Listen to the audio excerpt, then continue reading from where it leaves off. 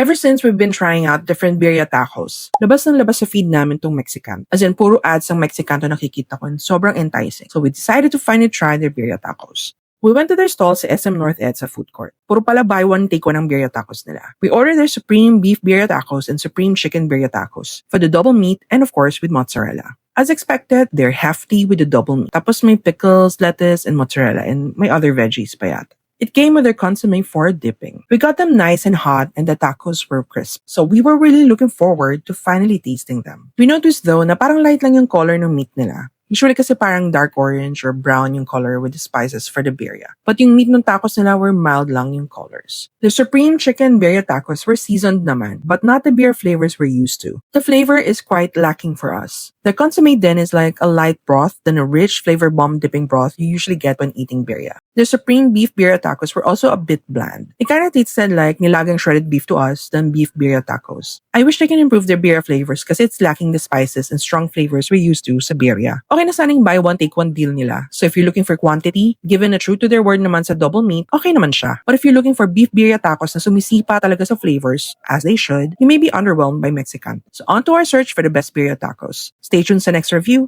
Have you tried Mexicanto's birria tacos? Share your thoughts naman in the comments below.